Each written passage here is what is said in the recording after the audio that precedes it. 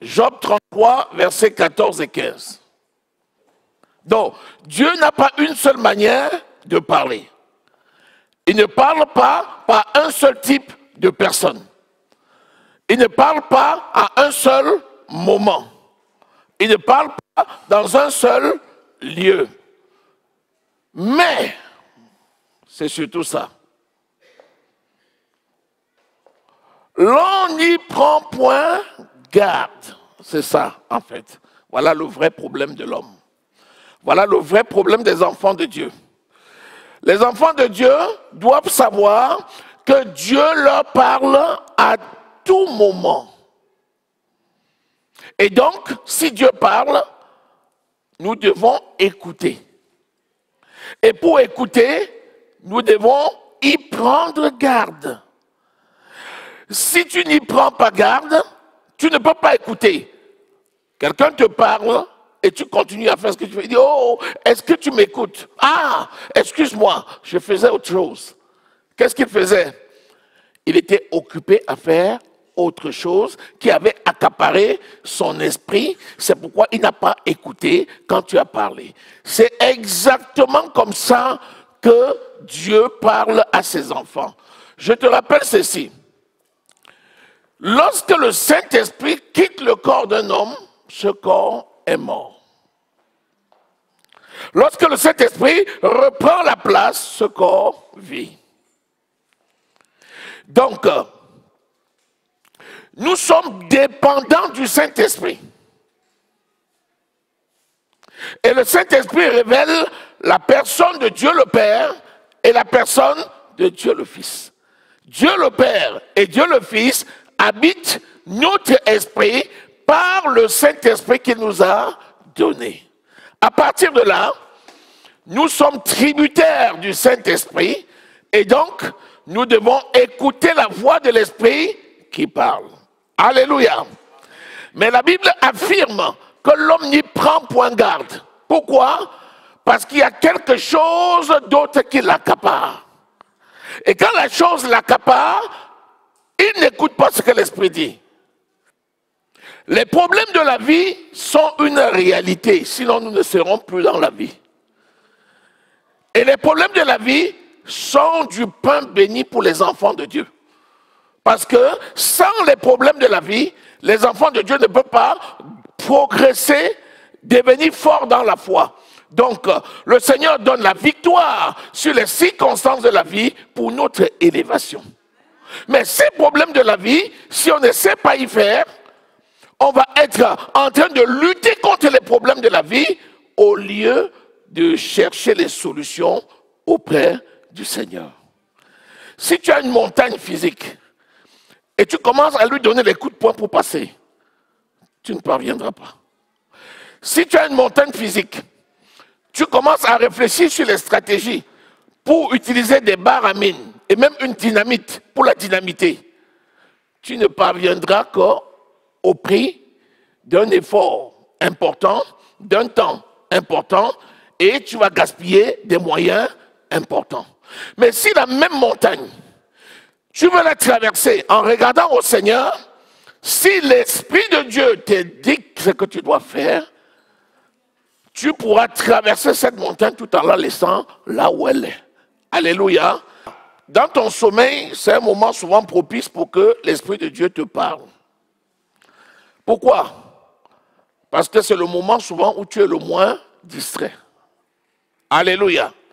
À une condition, que tu n'aies pas accumulé dans ton âme. Alléluia. Dans le subconscient. Que tu n'aies pas accumulé dans ton âme des choses qui soient un obstacle et qui refassent surface dans ce qu'on appelle le sommeil onirique.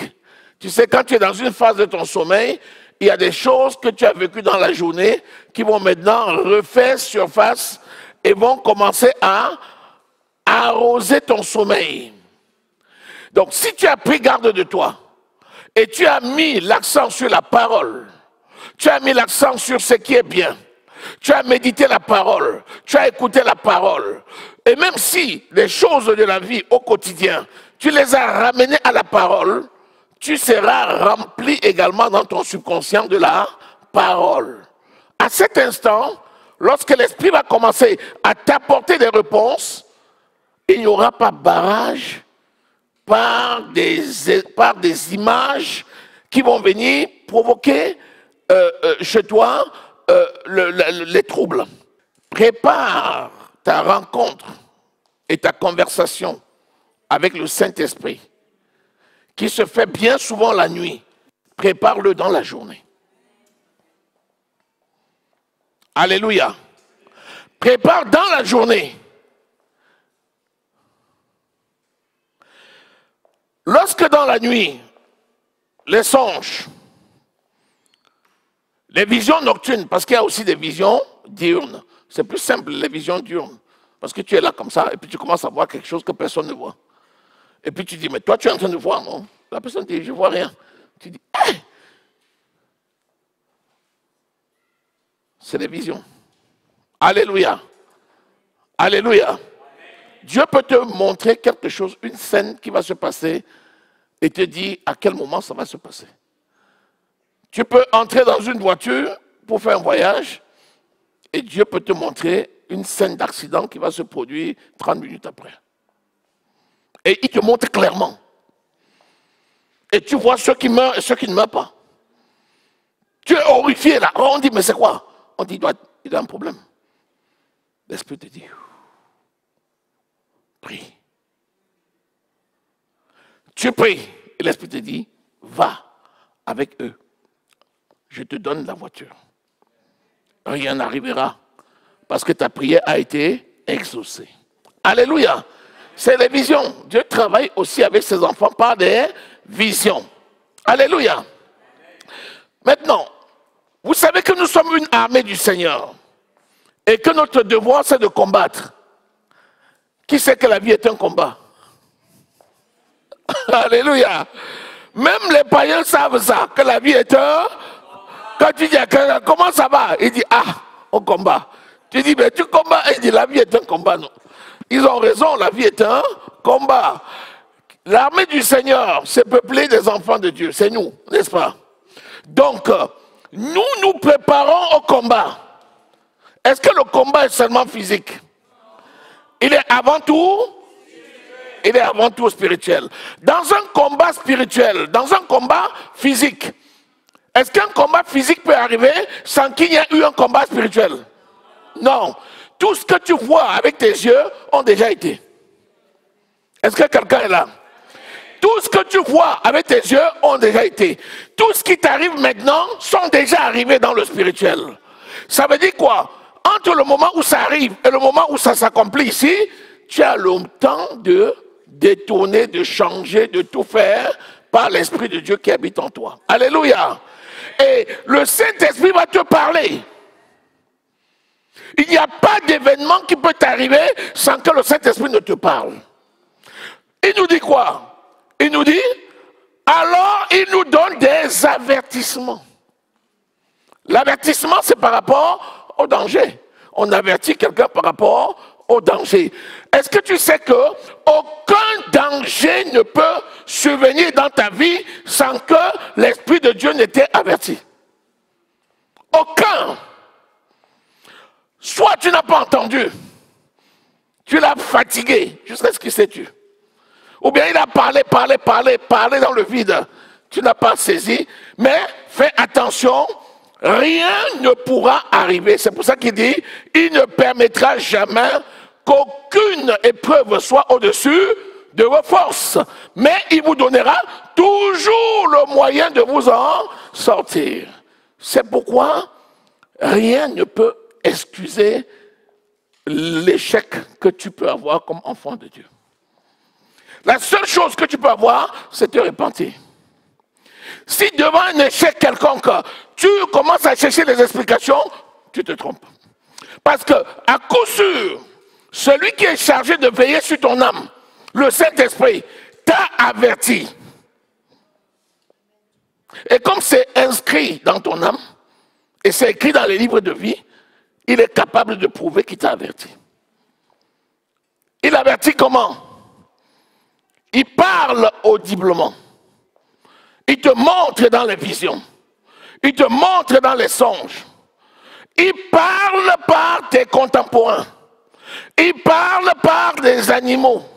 Il parle par les éléments de la nature. Il parle par le tonnerre, par le vent, par le soleil.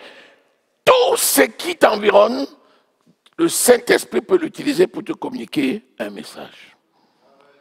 Le problème c'est, est-ce que tu y prends garde? Dieu peut même te parler par la bouche de ton patron, un païen, et te donner un authentique message, parfois même de bénédiction. Alléluia. Ou un avertissement. Amen. Je n'entends pas le message de Satan, parce que mes oreilles sont bouchées au message de Satan, mais mes oreilles sont ouvertes au message du Saint-Esprit. Donc, tout ce que j'entends, je l'examine à la lumière de la parole de Dieu et je connais exactement l'origine, où ça vient, et je reçois en fonction de l'endroit d'où ça vient et ce pourquoi j'ai reçu le message. Est-ce que tu es là? Si quelqu'un te dit, lève-toi et va tuer, qui t'a parlé? Voilà, vous voyez, j'ai pris un exemple simple. Pourquoi c'est Satan? Parce que Dieu dit, tu ne tueras point. C'est aussi basique que ça, mais c'est la vérité. Donc, Dieu parle tantôt d'une manière, tantôt d'une autre.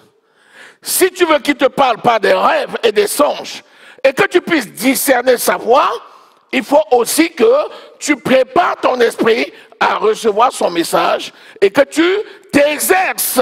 Pendant que tu es encore sur la terre, tu dois t'exercer quand tu es physiquement là, dans le combat spirituel, avant d'avoir la victoire dans le combat, quand tu vas rêver. Qui ici rêve, il voit comment on le poursuit et on le frappe. Qui ici? On te poursuit, on te frappe. On arrive à te frapper. On n'arrive pas. On te poursuit, mais on n'arrive pas. Tu t'échappes toujours. Ah, pas toujours. Et qu'est-ce qui se passe? On te poursuit. Ça peut être des militaires avec des armes. Ça peut être un lion. Ça peut être les chiens. Toi, c'était avant. Les chiens. Les militaires. Et parfois, tu veux courir, tes pieds sont cassés. N'est-ce pas? Tu as les pieds comme ça, dans le lit. Et tu veux courir, tu ne peux plus courir. Alléluia. Ça, c'était avant, n'est-ce pas? Ça, c'était avant. Voilà. Maintenant, tu as appris que le Seigneur t'a donné, au nom de Jésus-Christ, tu es capable de combattre. Et tu as appris les techniques de combat. Maintenant, tu es capable de combattre. Depuis que tu combats chaque jour, tu te lèves le matin, comme le frère a dit. Tu dis, ah, Saint-Esprit, merci pour aujourd'hui. J'ai la santé divine. Au nom de Jésus-Christ, j'ai la vigueur. Alléluia. Depuis que tu fais cet exercice-là, est-ce qu'il arrive encore à t'attraper dans le rêve? Ah, il devient même un... Alléluia. Ça veut dire quoi? Ça veut dire que tu t'es exercé, tu as exercé ton esprit au combat spirituel. En sorte que, quand il y a un combat maintenant, tu as une victoire absolue. Parce que tu as appris à utiliser l'épée de l'esprit qui est la parole de Dieu. Alléluia. Si tu veux être sensible à la parole de l'esprit, tu dois être versé dans les Écritures. Voilà. Quelles sont tes attitudes quand tu lis la parole? Il va voir toute forme d'émotion est expressible physiquement. Et quand la personne va venir, il va dire, comment s'est passée ta matinée? Tu vas dire, j'ai médité la parole.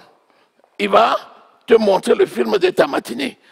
Tu vas passer par toutes ces étapes-là qui expriment la réponse que tu as donnée à la parole que l'Esprit t'a donnée. Lorsque tu médites la parole de Dieu, c'est Dieu qui te parle. Depuis que le Saint-Esprit est venu s'établir en toi, tu es devenu le temple du Saint-Esprit et tu n'es plus seul. C'est pour ça que l'Esprit te parle et tu lui réponds. Quelqu'un t'appelle, donne bonne nouvelle. Oh, merci Seigneur. Le merci Seigneur, là, c'est une parole authentique que tu parles. Tu parles à l'Esprit et l'Esprit te répond. Alléluia. Ça peut être auditif, audible. Tu es chez toi, tu es tout seul, tu as personne dans la maison et quelqu'un te parle. L'Esprit de Dieu utilise la voix de ceux qui te sont familiers. Dieu peut te parler par tes parents. Et tu écoutes la voix authentique de ta maman qui te donne un conseil. Alors qu'à l'instant là, elle est peut-être en train de travailler à 20 km, 30 km, 50 km de là. Tu dis, mais on dirait que maman m'a parlé, elle m'a dit ça. Oui, c'est Dieu qui te parle. Tu dors dans ton rêve, tu rêves, et tu vois le pasteur. J'étais menacé, le pasteur est venu et le pasteur m'a dit. Et tu écoutes bien la voix du pasteur. Qui te parle? C'est le Saint-Esprit. Devant toute situation, ceux qui ont l'habitude de rechercher la solution à tout problème dans la parole, ceux-là écoutent régulièrement la voix de Dieu. L'Esprit parle comment? Par la conviction. Quand tu vas lire la réponse, l'Esprit de Dieu va te convaincre que c'est exactement ça. Et à cet instant-là, tu sais que c'est ça et rien d'autre. Alléluia. Dieu est immuable. Même Dieu ne peut plus s'affranchir de sa propre parole. C'est scellé. Afin de détourner l'homme du mal et le préserver de quoi? De l'orgueil. Vous savez que l'orgueil précède la chute. Et la volonté de Dieu, c'est qu'on soit aille de gloire en gloire. Et il n'y a que l'orgueil qui peut faire chuter quelqu'un qui est élevé. Le mal ne peut pas, c'est-à-dire les jaloux. Les jaloux ne peuvent pas faire chuter quelqu'un qui est élevé. De la même façon, si toi tu dis, ma promotion a été bloquée à cause de ce monsieur-là, à cause de cette dame-là, c'est que tu n'as pas compris la parole de Dieu. Seul Dieu élève. Un homme ne peut pas élever. De la même façon, seul l'orgueil abaisse. Un homme ne peut pas t'abaisser. Donc, quand Dieu te parle, il te dit, quitte ce travail. Ce n'est pas parce que Dieu a peur des gens. Hein. C'est parce que le moment de ton élévation d'une autre façon est arrivé. Mais si Dieu dit, reste là, ce sont les gens qui s'élèvent contre toi qui vont tous partir. Donc, concentre-toi pour écouter ce que Dieu te dit. Il va te conduire, il va t'amener partout où tu es son ambassadeur. Ça veut dire que la valeur que tu auras dépendra de celui qui t'anime. Celui qui t'anime, c'est l'Esprit. Et l'Esprit va te parler étape par étape. Mais il peut te montrer et tu n'arrives pas. Parce que tu as décidé de ne pas arriver. Et parce que tu ne l'as pas écouté. Tu peux te tromper de chemin. Exemple de quelqu'un qui s'est trompé de chemin. Lot. Résultat des courses, il s'est retrouvé à Sodome. Il a perdu tout le temps qu'il a perdu à Sodome parce qu'il n'a converti personne. Donc, rien ne doit déroger à la parole de Dieu. Prenons Actes au chapitre 13. Lisez le verset 1 et 2. C'est le jeûne. Alléluia. Si tu n'as pas souvent écouté la voix de Dieu, si tu as du mal à discerner la voix de Dieu, exerce-toi dans le jeûne. Pendant qu'il servait le Seigneur dans leur ministère et qu'il jeûnait, le Saint-Esprit dit, Dieu a parlé. mettez-moi à part Barnabas et Saul pour l'œuvre à laquelle je les ai appelés. Alléluia. Le Saint-Esprit parle beaucoup dans les conditions de jeûne et prière. Souvent, les grandes missions, tu les reçois dans ces conditions-là. Josué au chapitre 1, versets 8 à 9. Alléluia. Tu auras du succès dans tes entreprises et tu réussiras lorsque tu auras proclamé. Méditer, c'est déclarer. Alléluia. Est-ce que tu es là? Nous avons dit quoi? Nous avons dit le jeûne et la prière sont des circonstances favorables pour écouter la voix de l'Esprit. Nous avons dit, il parle par des visions, par des songes, il parle par la conviction, il parle par la méditation de la parole et il parle de façon audible. Soit sans que tu ne vois la personne qui te parle, soit il utilise les personnes qui sont chargées de te conduire. Il va te parler par ton pasteur. Par exemple, depuis que j'ai commencé à parler là, c'est Dieu qui parle. Tu es tellement aimé de Dieu. Et l'amour de Dieu ne souffre d'aucune contestation. Restons attachés à la parole. Laissons-nous instruire dans la parole pour reconnaître la voix de Dieu. Et surtout, mettons en pratique cette parole. Amen. Acclamons l'Éternel de Dieu.